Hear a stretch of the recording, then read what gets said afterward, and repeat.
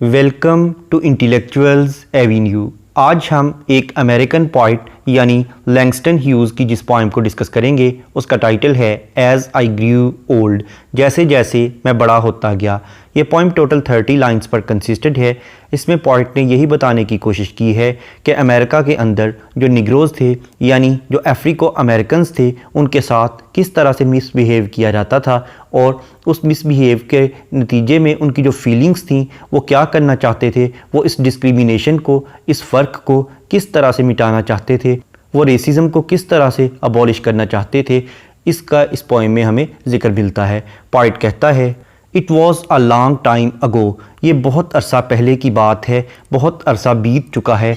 I have almost forgotten my dream, मैं तकरीबन अपने ख्वाब को भूल चुका हूँ, मैं तकरीबन अपने ख्वाब को फरामोश कर चुका हूँ। But it was there then in front of me bright like a sun, लेकिन ये मेरे सामने सूरज की मानिंद बिल्कुल रोशन था। माई ड्रीम, मेरा ख्वाब। And then the wall rose slowly slowly, लेकिन फिर एक दीवार आहिस्ता आहिस्ता बुलंद होती गई between me and my dream, मेरे और मेरे ख्वाब के दरमियान।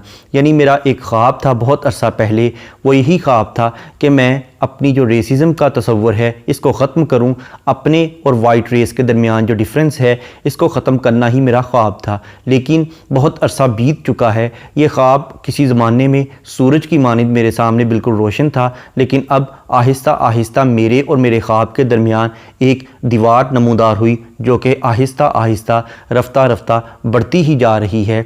इस वजह से मुझे अब अपना ख्वाब पूरा होता हुआ दिखाई नहीं दे रहा, क्योंकि मेरे और मेरे ख्वाब के दरमियान बहुत सी रुकावटें नमूदार हो गई हैं।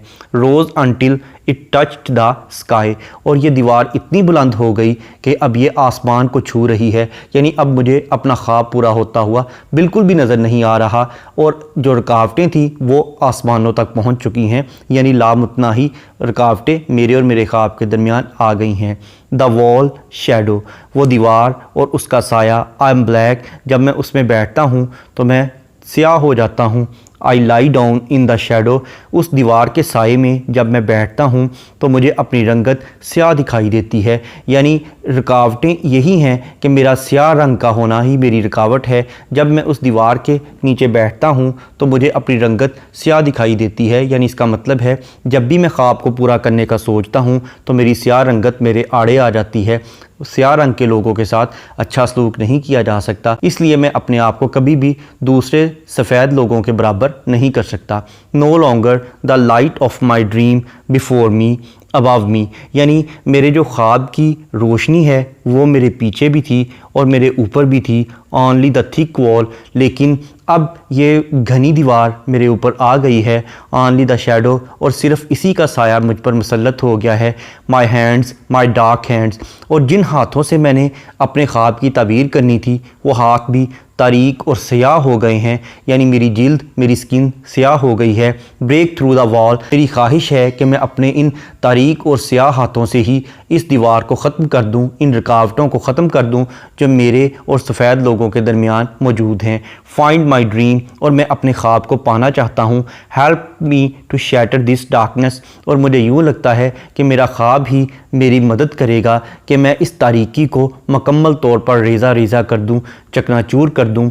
टू स्मैश दिस नाइट, और ये जो रात मेरे ऊपर मसल्लत है मैं इसको भी टुकड़े टुकड़े कर दूं, पाश पाश कर दूं।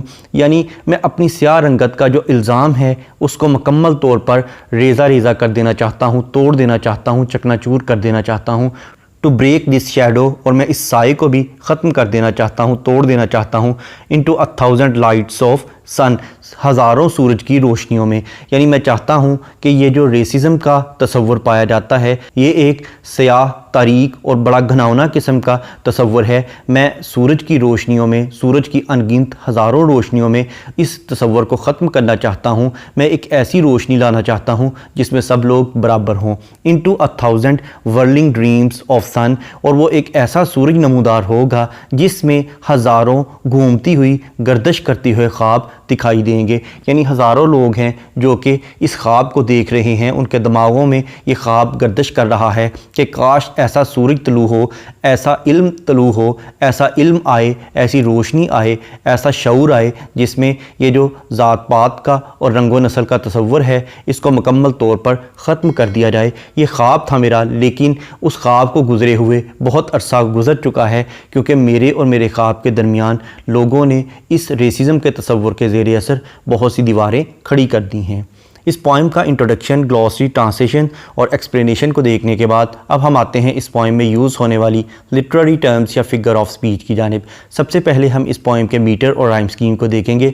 ये पोइम बेसिकली एक फ्री वर्स है। फ्री वर्स ऐसी पोइम को कहते हैं जिसमें ना तो किसी मीटर को फॉलो किया जाए और ना ही राइम स्कीम को फॉलो किया जाए। नेक्स्ट है सिमिली। सिमिली का मतलब है to compare two different things on the base of same traits, यानी एक जैसी सिफात की बेस पर दो मुख्तलिफ चीज़ों का मुआजना या मुकाबला करना। जैसा कि लाइन नंबर 3 से लेकर अगर 5 तक हम देखें तो इसमें पॉइंट कहता है but it was there then in front of me bright like a sun, यानी मेरे ख्वाब उस वक़्त मेरे सामने सूरज की मानिंद रोशन थे। यानी अपने ख्वाबों की रोशनी और सूरज की रोशनी को वो कंपेयर कर रहा है।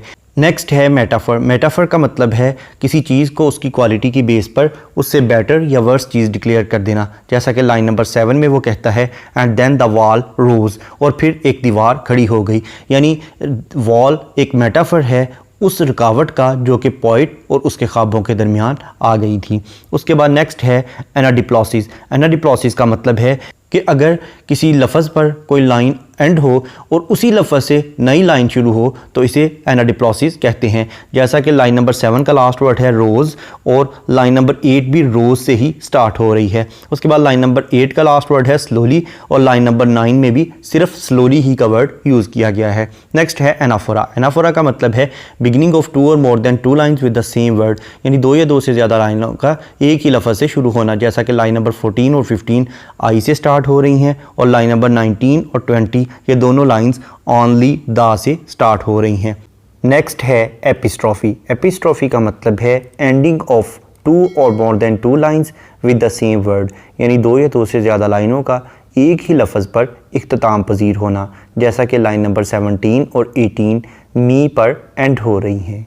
नेक्स्ट है सिनिक्टिकी। सिनिक्टिकी का मतलब है किसी चीज़ को मुकम्मल तौर पर बयान करने की बजाय उसके किसी पार्ट या ऑर्गन का जिक्र करना। जैसा कि लाइन नंबर 22 में वो कहता है माई डार्क हैंड्स, यानी वो अपने स्याह हाथों का जिक्र करता है। हालांकि उसकी पूरी की पूरी स्किन ब्लैक है, लेकिन वो अपने हैंड्स का जिक्र करता है जो कि उसकी पूरी की पूरी बॉडी को रिप्रेजेंट करते हैं।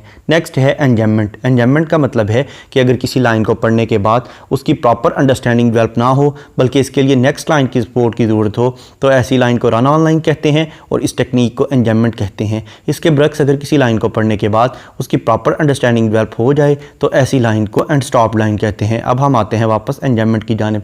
इस पॉइंट की लाइन नंबर 28 एक रन ऑन लाइन है जिसमें वो कहता है टू ब्रेक दिस शैडो, यानी मैं इस साए को ख़त्म करना चाहता हूँ, तोड़ना चाहता हूँ।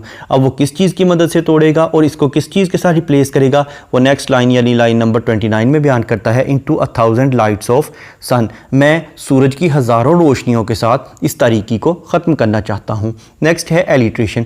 एलिट्रेशन का मतलब है बिगनिंग ऑफ 2 और more than 2 words in the same line with the same letter और साउंड, यानी 2 या 2 से ज़्यादा अल्फाज का एक ही लाइन में एक ही हरफ या एक ही आवाज़ से शुरू होना। जैसा कि लाइन नंबर 10 में मी और माई ये दोनों वर्ड्स एम लेटर से स्टार्ट हो रहे हैं। उसके बाद लाइन नंबर 16 में लॉन्गर लाइट। नेक्स्ट है कॉन्सोनेंस। कॉन्सोनेंस का मतलब है use of same consonant letter in the different words of the same line. जैसा कि लाइन नंबर 2 में माई और ड्रीम इन दोनों वर्ड्स में एम लेटर यूज़ हुआ है जो कि कॉन्सोनेंट है। उसके बाद लाइन नंबर 22 में डार्क हैंड्स। नेक्स्ट है एसोनेंस। एसोनेंस का मतलब है use of same vowel letter in the different words of the same line, यानी एक ही लाइन के मुख्तलिफ अल्फाज में एक ही वावल लेटर का इस्तेमाल करना। जैसा कि लाइन नंबर 1 में लॉन्ग अगो इन दोनों में ओ लेटर यूज़ हुआ है जो कि एक वावल है। उसके बाद लाइन नंबर 16 में नो लॉन्गर ऑफ। उसके बाद चंद एक इमेजेस भी इस पॉइंट में यूज़ किए गए हैं जैसा कि sun, wall, sky, shadow, black, dark hands. उसके बाद अगर हम इस पोइम के थीम को देखें तो इसमें रेसिज्म के कंसेप्ट को ही बयान किया गया है कि जब लोगों को इन्फीरियॉरिटी कम्प्लेक्स होता है अपने ब्लैक होने की वजह से, तो इस दौरान लोगों के दिलों में जो फीलिंग्स आती हैं उनका जिक्र इस पोइम में हमें मिलता है। Thank you for attending this lecture.